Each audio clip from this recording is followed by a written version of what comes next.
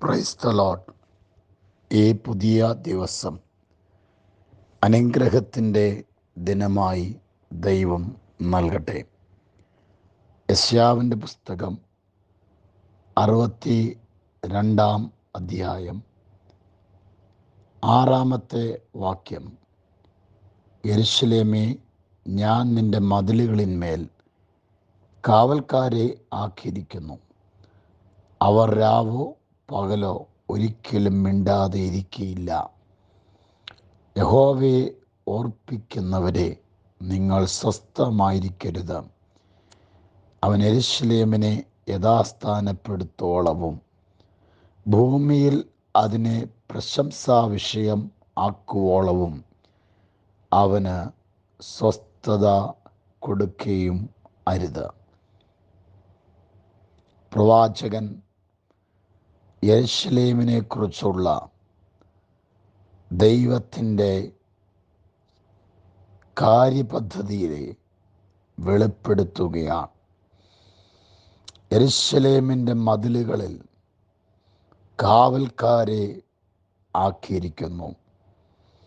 ആ കാവൽക്കാർ ദൂരവേ ശത്രു വരുന്നോ, അപകടങ്ങൾ യെരൂശലേമിനെതിരെ തൊടുത്തുവിടുന്നുവോ എന്ന ജാഗ്രതയോടെ ജാഗരിക്കുന്നു. ഈ കാവൽക്കാർ ഉറങ്ങുവാൻ പാടില്ല. അവർ രാവോ പകലോ ഒരിക്കലും മിണ്ടാതെ ഇരിക്കയില്ല. കാവൽക്കാര, രാത്രി എന്തായി? രാത്രി കഴിവാറായിരിക്കുന്നു, പകൽ അടുത്തിരിക്കുന്നു. ഒരു കാവൽക്കാരൻ വളരെ ദൂരെ നിൽക്കുന്ന കാവൽക്കാരനോട് താൻ സൂക്ഷ്മമായി തൻ്റെ വേലയിൽ ജാഗ്രതയോടിരിക്കുന്നുവോ എന്നറിയേണ്ടതിന് അവർ മിണ്ടാതിരിക്കില്ല. അവർ കാവലിൻ്റെ സമയവും കാവലിൻ്റെ ആധിക്യവും എങ്ങനെ ആകണമെന്ന് അന്യോന്യം ഓർപ്പിക്കുന്നു. പ്രവാചകൻ പറയുന്നു, നിങ്ങൾ സ്വസ്ഥമായിരിക്കരുത്, നിങ്ങൾ മൗനമായിരിക്കരുത്.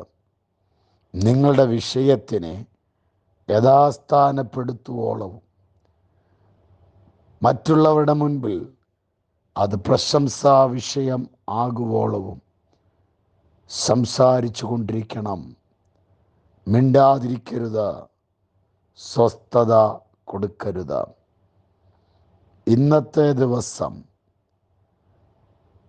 ദൈവം ചിലത് പ്രവർത്തിക്കേണ്ടതിനും യഥാസ്ഥാനപ്പെടുത്തേണ്ടതിനും പ്രശംസാ വിഷയമാക്കേണ്ടതിനും സ്ഥാനഭ്രംശം വന്നതിനെ മടക്കിക്കൊണ്ടുവരേണ്ടതിന് അപമാനകരമായതിനെ പ്രശംസാ വിഷയമാകേണ്ടതിന് ജീവിതത്തിൻ്റെ പ്രതിസന്ധിയുടെ നടുവിൽ,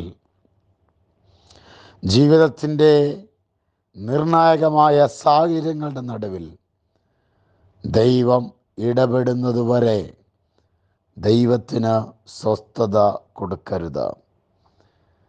അതുകൊണ്ട് കാവൽക്കാരനെ പോലെ ജാഗ്രതയോടെ ഓർമ്മിപ്പിക്കുക, എൻ്റെ വിഷയത്തിൽ ഒരു ദൈവിക ഇടപെടൽ ആവശ്യമാണ്. യഹോവയെ ഓർപ്പിക്കുന്നവരെ, ദൈവത്തിന് ഓർമ്മക്കുറവില്ല.